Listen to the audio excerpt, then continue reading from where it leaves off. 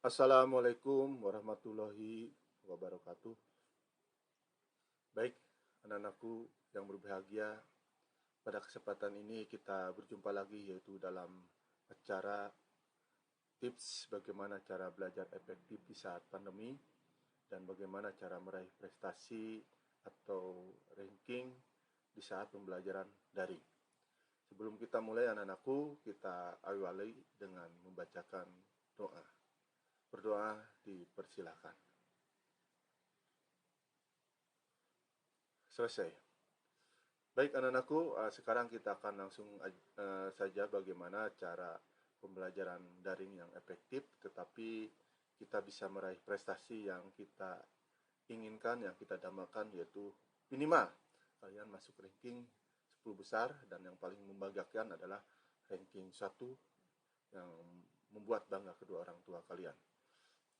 Baik anak-anakku, pembelajaran daring dengan pembelajaran tatap muka itu jelas ada perbedaannya.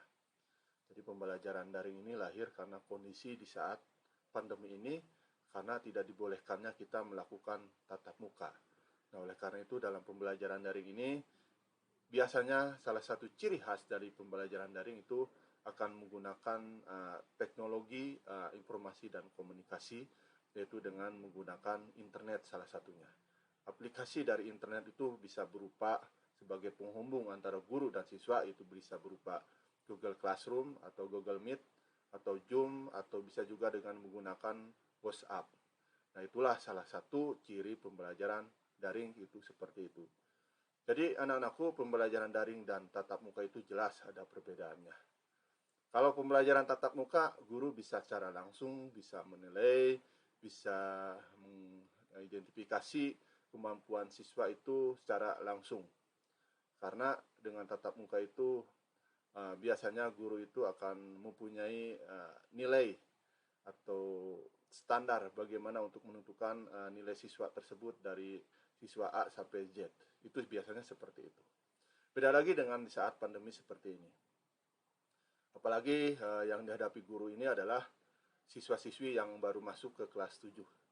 Biasanya guru itu belum mampu, atau bisa dikatakan bukan belum mampu, jadi belum tahu bagaimana karakter atau siswa dari siswa baru itu dari A sampai Z itu, karena belum dinilai secara tatap muka atau dengan secara langsung.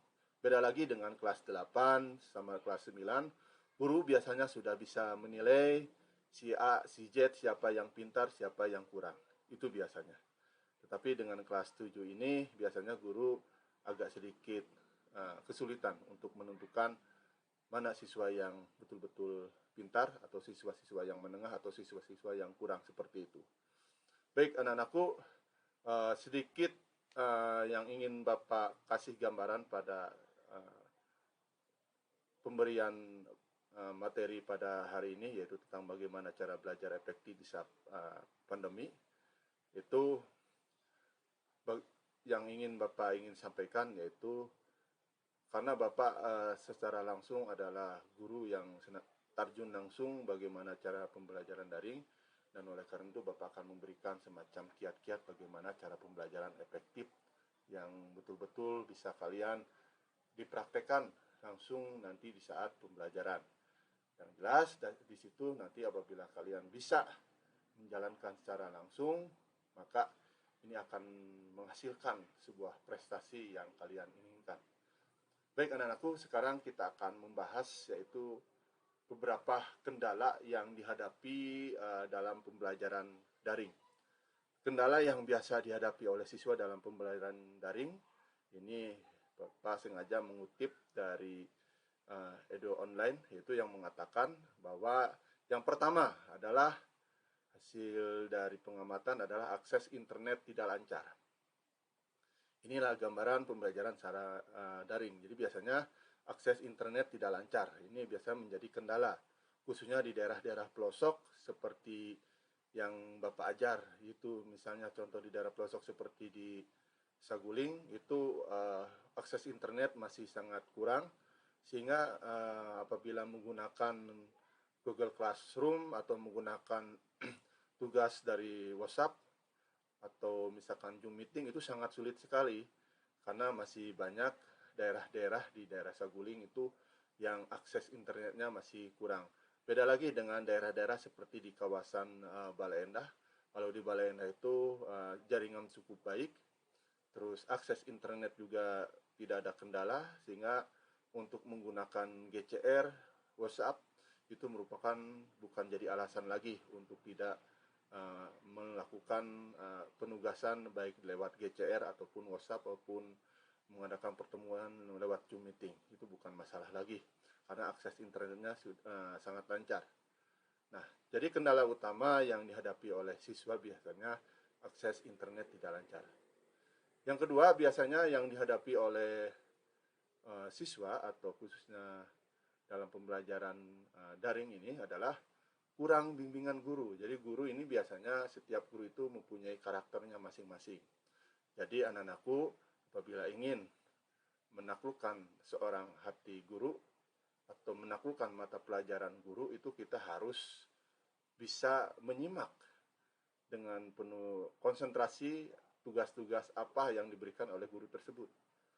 Jadi jangan sampai kalian karena tidak suka terhadap guru tersebut, kalian sampai misalkan lebih baik saya tidak mengerjakan tugasnya. Jangan sampai seperti itu. Karena di dalam sebuah sekolah itu terdiri dari guru-guru dengan bermacam karakter. Jadi tugas Anda ini adalah salah satunya adalah menaklukkan karakter-karakter guru tersebut. Dan bagaimana cara menaklukkan karakter guru-guru tersebut?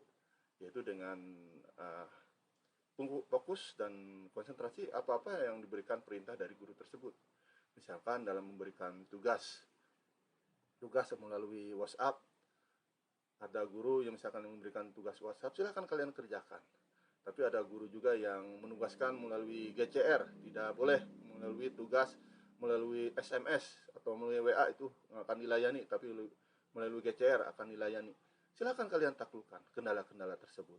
Nah, oleh karena itu dalam pembelajaran dari ini salah satunya adalah kalian ini harus bisa mengawasi, harus bisa menyesuaikan kondisi dengan gurunya masing-masing. Tapi ada guru yang baik, yang misalkan dia memberikan tugasnya nggak apa-apalah melalui WA, tugasnya dipotokan aja, itu memang ada yang seperti itu. Jadi, nah salah satunya kurang bimbingan guru ini biasanya akan menjadi kendala yang dihadapi oleh siswa. Jadi silakan kalian untuk menaklukkan karakter guru tersebut, karena guru tersebut berbagai macam karakter yang harus kalian taklukkan. Dan kalian jangan sampai pantang menyerahlah, ya, jangan sampai kalian merasa, aduh, saya sudah lelah dengan guru ini, aduh, saya sudah capek dengan guru ini. Jangan, nak. Ya, ingat, semangat terus. Seperti yang awal Bapak bilang, kalian ini adalah seorang pelajar profesionalismenya atau profesionalismenya adalah belajar. Taklukkan karakter guru tersebut. Ya. Nah, yang berikutnya yang jadi permasalahan dalam pembelajaran daring adalah tidak punya HP.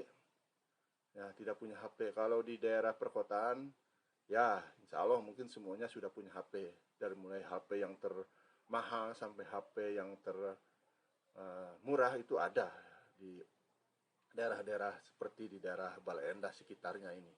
Tapi beda lagi dengan di daerah pelosok. Jangankan untuk HP, ya. Jadi untuk membeli kuota atau pulsa itu sudah menjadi kendala dalam pembelajaran daring. Nah, oleh karena itu pemerintah telah menyiapkan program kuota pulsa, kuota ya untuk siswa yang mengalami masalah tersebut. Tetapi pada faktanya dan kenyataannya, khususnya yang saya lihat itu banyak yang belum menerima kuota bantuan dari pemerintah. Ini apa permasalahannya? Ya mungkin ini hanya bisa dijawab oleh para pemangku pendidikan yang bagaimana cara memanajemen untuk penyaluran pulsa tersebut, kuota tersebut. Yang berikutnya adalah kendala yang dihadapi oleh siswa dalam belajar daring di saat pandemi ini adalah tidak bisa akses aplikasi belajar online. Misalnya masih banyak ditemukan siswa yang tidak bisa menggunakan Zoom meeting. Ada. Masih banyak ditemukan siswa yang tidak bisa menggunakan cara membuka Google Classroom. Ada. Itu banyak sekali ditemukan di lapangan. Nah, oleh karena itu, karena ketidakmampuan siswa untuk mengakses Google Classroom, tidak mampu untuk memberikan tugas lewat atau melakukan Zoom meeting, akhirnya apa? Siswa menjadi malas dan akhirnya apa? Siswa angkat tangan, menyerah. Nah, itulah yang menjadi permasalahan di kemudian hari. Jadi masih banyak siswa yang belum mampu untuk menjalankan aplikasi yang sederhana seperti GCR, kalau WhatsApp insya Allah ya, GCR terus Zoom meeting. Nah, tetapi intinya dari poin ini adalah kalian harus banyak belajar pada yang bisa. Misalnya contoh, kepada teman yang bisa mengupload tugas lewat GCR, silakan kalian datangi, minta konsultasinya ya. Terus kepada adapun masalahnya, misalkan kalian tidak bisa mengupload, silakan kalian belajar bagaimana cara menguploadnya. Jadi menggunakan teman sebaya ya, supaya untuk menyelesaikan masalah kesulitan kita dalam bidang akses aplikasi belajar online ini. Nah, itu. Tapi sebetulnya intinya tidak ada permasalahan untuk akses belajar online ini. Cuma intinya motivasi dan keinginan kita untuk menguasai aplikasi tersebut. Apabila kita mempunyai motivasi ingin menguasai aplikasi tersebut, pasti akan terbuka jalan. Ya, akan terbuka jalan. Seperti itu. Apabila sudah malas melihat Google Classroom, apakah sudah malas lihat bagaimana cara menjalankan Zoom, ya udah, itu akan menjadi permasalahan nantinya. Baik, yang berikutnya adalah kurang dampingan orang tua. Jadi faktor yang paling sangat menentukan dalam kesuksesan belajar daring itu adalah kurang dampingi orang tua. Biasanya orang tua yang kedua orang tuanya bekerja, antara ibu dan ayah, ini biasanya anak akan mengalami kesulitan. Karena khususnya untuk anak-anak SMP ini biasanya akan ketergantungan sama orang tuanya sangat tinggi. Tapi ada juga yang sudah mandiri seperti itu ya. Jadi orang tua ini adalah sesuatu yang sangat vital untuk mendampingi siswanya untuk memecahkan permasalahan yang dihadapi siswa dalam setiap mata pelajaran seperti itu. Nah, oleh karena itu anak-anakku, Bapak berpesan mungkin salah satunya adalah kemandirian untuk memecahkan masalah mata pelajaran tersebut ya. Jadi apabila kalian melihat orang tuanya kedua orang tua bekerja, kita harus mandiri, pecahkan masalah. Karena apa? Inti dari pembelajaran daring ini, kita belajar hanya beberapa menit kok. Tidak mencapai setengah jam kalau menurut Bapak. Ya, cukup 15 menit, 20 menit, itu bisa terpecahkan. Itu bagi siswa-siswa yang betul-betul rajin, betul-betul motivasinya tinggi. Tapi kalau motivasinya rendah, motivasinya kurang, ya ini bisa berjam-jam untuk mengerjakan mapel ini. Baik, nah itulah gambaran yang dihadapi oleh anak-anak ya, khususnya siswa dalam pembelajaran di saat pandemi seperti itu. Nah sekarang Bapak akan menggambarkan tips bagaimana cara pembelajaran daring yang efektif, tapi dengan bisa meraih prestasi yang kita inginkan. Nah ini, coba bentar.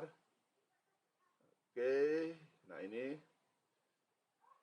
masih ada juga ya, ini mohon maaf. Masih dalam, ini, bentar ya. Nah, oke. Nah ini tips 10 tips agar kita bisa belajar daring secara efektif. Nah ini Bapak mengambil sumber Kompas dari Albertus Edit plus dengan penjelasan berdasarkan fakta di lapangan oleh Bapak. Yang pertama adalah 10 tipsnya adalah, yang pertama ini mohon diperhatikan anakku ya. Yang pertama adalah tiap sekolah itu memiliki kesiapan dan fasilitas belajar yang jauh dan yang berbeda-beda. Ya, jadi tiap sekolah yang kalian misalkan di kalian tepati, contohnya seperti di sekolah-sekolah yang sudah maju, itu biasanya otomatis akan menerapkan sistem pembelajaran daringnya itu sangat begitu IT sekali. Contoh, misalkan dalam pemberian tugas itu harus menggunakan GCR, ada Zoom meeting untuk misalkan tatap mukanya, untuk tugasnya ada aplikasi-aplikasi lain, dan semua itu harus kalian kuasai, ya. Jadi tiap sekolah itu berbeda-beda, nah. Kalau di sekolah seperti di pelosok, ya misalkan dia karena lihat karena kondisi siswanya, misalkan daerahnya daerah tertinggal, akses internetnya kurang, berarti biasanya akan menggunakan perangkat aplikasi teknologi yang sederhana, seperti dengan menggunakan WhatsApp atau WhatsApp group biasanya seperti itu. Jadi apabila kalian mendiami suatu sekolahnya dengan menggunakan sistem sekolahnya IT-nya cukup canggih, otomatis kalian juga harus ikut dalam sistem tersebut. Siap tidak siap kita harus mengikuti, ya. Nah, kecuali kalau sekolahnya ini hanya misalkan karena tadi yang Bapak gambarkan, karena akses internet kurang, terus jaringan juga kurang, maka sekolah tersebut membuat kebijakan dengan menggunakan WhatsApp group. Nah, otomatis kalian, karena WhatsApp itu sudah menjadi hal yang lumrah dalam sehari-hari, itu tidak jadi masalah. Tapi kadang-kadang di daerah-daerah pelosok, WhatsApp group juga sama, itu akan menimbulkan masalah. Apa masalahnya? Itu tidak mempunyai jaringan atau kuota atau pulsa seperti itu. Oke, nah yang berikutnya adalah bagaimana tips dalam pembelajaran daring ini supaya efektif adalah tata cara pembelajaran berbeda. Ingat, dari awal sudah Bapak jelaskan, salah satunya adalah kalian harus menaklukkan karakter gurunya masing-masing. Jangan menyerah, jangan kalian cepat lelah, taklukkanlah mata pelajarannya. Ya, tata cara pembelajaran setiap guru itu berbeda-beda. Ada guru yang mengintrusikan pemberian tugas lewat GCR, tidak mau menerima WhatsApp atau foto, ya kalian harus siap tidak siap harus ikuti tata cara guru tersebut. Ya, walaupun itu ada yang sulit bagi kalian, ikuti aja, ya. Dan Bapak pasti bisa, karena setelah dijalani yang namanya pembelajaran GCR, pembelajaran seperti Zoom meeting dan sebagainya, itu teknologi yang bisa dipecahkan sebetulnya apabila kita belajar.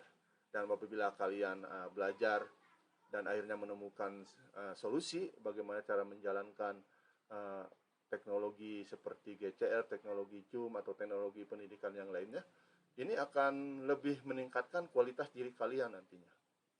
Paham ya? Oke.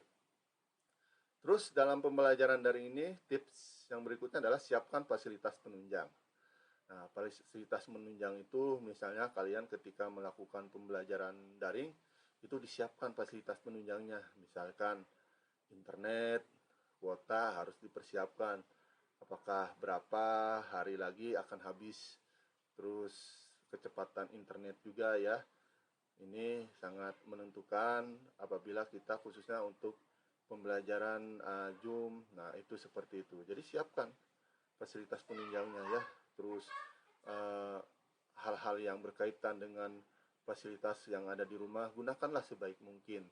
Misalnya kalian cari tempat yang betul-betul enak, betul yang nyaman untuk kalian belajar daring, supaya tidak terganggu oleh baik oleh adik atau suara-suara yang dapat mengganggu konsentrasi dan fokus kalian.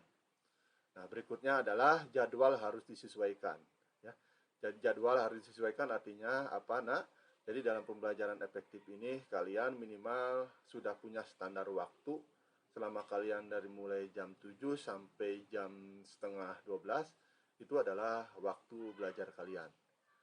Kalian fokus, jangan dulu main, jangan dulu kesana kemari, kalian selama dari hari Senin sampai hari Jumat misalkan, kalian fokus dari jam 7 sampai jam setengah 12. Jadi kalian harus simak informasi-informasi yang diberikan biasanya oleh WhatsApp group, jangan sampai tertinggal. Ya, jadi kita harus begitu responsif apabila mendapatkan informasi yang bersumber dari WhatsApp group ini, yang nantinya akan diberikan atau khususnya oleh wali kelas biasanya seperti itu. Yang berikutnya adalah pahami rencana belajar. Nah, dalam memahami rencana belajar ini, kalian ini harus betul-betul membuat semacam manajemen pembelajaran yang baik. Ya, pembelajaran yang baik, ya, bagaimana caranya? Yaitu mempersiapkan berbagai macam buku sumber, mempersiapkan misalkan internet apabila ada pertanyaan, ya, dalam bahasa kita mah kalau ada pertanyaan sulit kita tanyakan ke Google, ya, atau Mbah Google seperti itu adalah hal-hal yang positif. Jadi kita harus merencanakan dengan baik.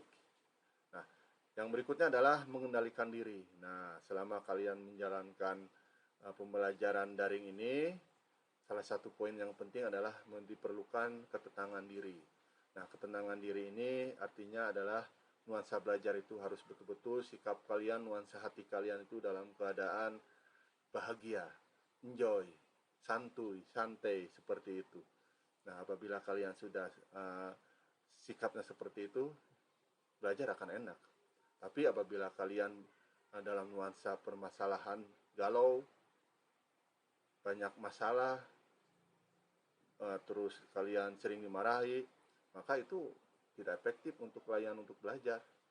Nah, oleh karena itu, ciptakanlah suasana yang baik, ciptakanlah hati yang riang supaya kalian bisa belajar dengan baik. Nah, yang berikutnya adalah update pengumuman, udah jelas ya. Kalian harus dalam bahasa Sunda mah itu harus cinges. Cinges itu harus berarti harus waspada, harus betul-betul kalian responsif apabila ada pengumuman yang diberikan oleh guru.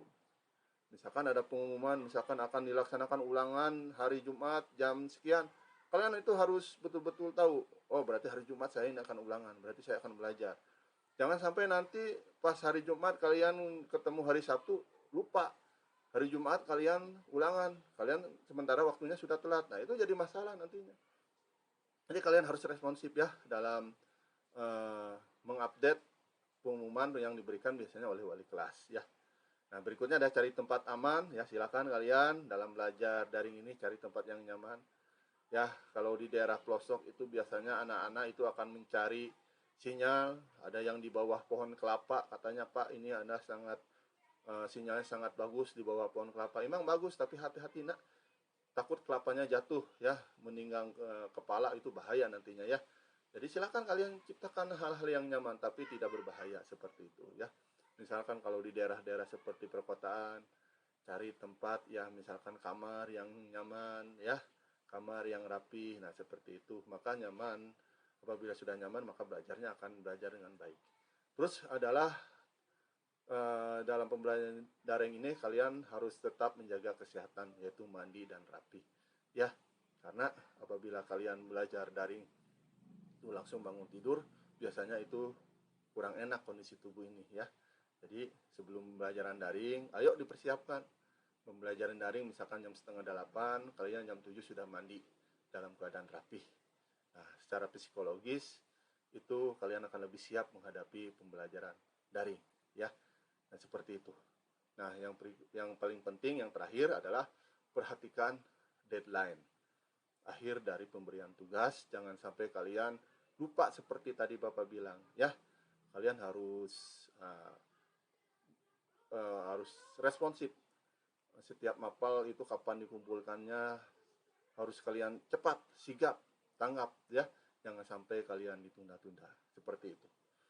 Baik anak-anakku, itulah gambaran 10 tips untuk pembelajaran daring supaya kalian bisa meraih prestasi yang kalian inginkan atau ranking yang kalian inginkan. Karena berdasarkan fakta di lapangan, saya sendiri melihat bahwa khususnya untuk kelas 7 Itu berbeda dengan kelas 8 sama kelas 9. Sudah diketahui sebelumnya mana yang pintar, mana yang kurang. Tapi untuk kelas 7 biasanya guru itu akan lebih spesifik melihat dari kedisiplinan siswa dalam memberikan tugas. Karena apa? Tugas yang diberikan oleh siswa itu biasanya ada yang bermacam-macam karakter, ada yang dari Google, yang dari Mbah Google, ada juga yang dari hasil nyontek. Jadi untuk ukurannya itu tidak bisa diukur, tapi minimal satu ukurannya. Biasanya pengalaman pribadi saya untuk menentukan, khususnya untuk kelas 7, itu salah satunya adalah kedisiplinan dalam menyerahkan tugas dari siswa. Biasanya guru itu punya catatan penting, catatan tugas harian atau catatan tugas per hasil ulangan, itu biasanya dicatat. Nah, nanti akan diketahui mana siswa yang betul-betul tepat waktu dalam menyerahkan tugas. Ada juga siswa yang telat, ada juga yang tidak mengumpulkan. Nah, ini nanti guru ini bisa menilai berdasarkan patokan tersebut biasanya. Jadi anak-anakku, tips untuk pembelajaran daring ini, ya, salah satunya adalah tugas harus tepat waktu, itu aja. Jangan sampai ditunda-tunda. Paham ya? Jangan sampai ditunda-tunda, karena kalau ditunda akan menjadi bom waktu yang akan membuat kalian menjadi susah di kemudian hari. Oke, seperti itu. Baik anak-anakku, itulah gambaran tentang bagaimana cara belajar efektif di saat pandemi seperti ini. Demikianlah pembahasan kita hari ini. Walaupun kita belajar di masa pandemi ini, kita harus tetap semangat, tetap fokus, dan konsentrasi. Dan satu kunci yang paling utama dalam pembelajaran daring ini adalah tugas itu harus tepat waktu, sesuai deadline. Maka dengan seperti itu kita akan bisa meraih prestasi yang kita inginkan. Baik, terima kasih. Kita jumpa lagi pada perjumpaan yang akan datang. Wassalamualaikum warahmatullahi wabarakatuh.